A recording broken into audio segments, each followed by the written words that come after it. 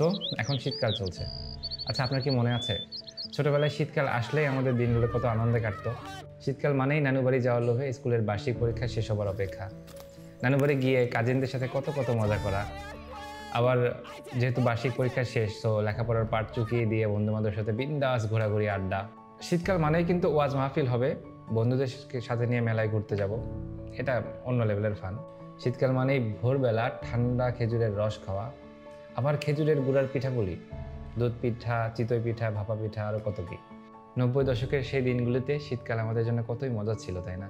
কত স্বাধীন ছিলাম আমরা, মুক্ত পাখির মতো যখন খুশি যেখানে খুশি দৌড় দিতাম। শীতকালে শুধু একটাই ভয় ছিল, আর সেটা হচ্ছে গোসল করার ভয়। সকালবেলা কোনোভাবেই লেপের মধ্যে থেকে বের হতে মন চাইতো না। আবার যদি কষ্ট করে একবার গোসল করা সেরে ফেলেন, তাহলে কিন্তু ঠান্ডা চলে যেত।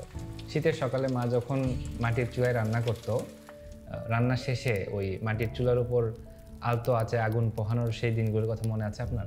ভোরের কুয়াশা কেটে যখন চিলতে রোদ উঠতো, তখন মাটির উঠোনে বসে ফুলকপি, সিম, মটরশুঁটি, আরও অনেক শীতের সবজি দিয়ে রান্না করা সবজি আর ধোয়া ওঠা গরম ভাত, যেন অমৃত। মাঘ মাসে যখন তীব্র শীত পড়তো, তখন বিকেলবেলা খেলার মাঠে ঘাসের ওপর শিশির জমে থাকতো, আর সেই শিশিরের উপর দিয়ে দৌড়ানোর যে অনুভূতিগুলো, এগুলো এখনও আমি মাঝে মাঝে অনুভব করতে পারি। সন্ধ্যা নামলেই আবার এই যে এরকম করে আমরা মুখ দিয়ে ভাপ বের করতাম আর ধোঁয়া বের হতো।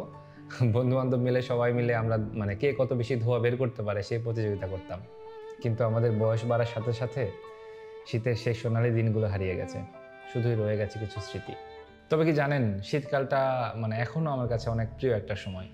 ছোটবেলায় যেমন শীতকালে অনেক মজা করতাম, ঠিক তেমনভাবে এখন শীতকালে আমরা একটা অফার দিই আইটিনাট হোস্টিংয়ে, উইন্টার অফার বলি আমরা। গত কয়েক বছরের ধারাবাহিকতা এবছর আমরা অফারটা দিয়েছি, এবং আমাকে আমাদের মার্কেটিং টিম থেকে একটা স্ক্রিপ্ট লিখে দেওয়া হয়েছিল যে ভাই, অফারটাকে প্রমোট করে একটা ভিডিও বানান। কিন্তু আমি আসলে ভিডিও বানাতে বসে আমার ছোটোবেলার দিনগুলোর কথা মনে পড়ে যাচ্ছিল। তো আমি অফারটাকে কি প্রমোট করবো, আমি ওই দিনগুলোর কথা মনে করতেছিলাম, আর ভাবলাম যে না, কোনো মার্কেটিং কন্টেন্ট বানাবো না, কোনো স্ক্রিপ্টেড কোনো ভিডিও বানাবো না।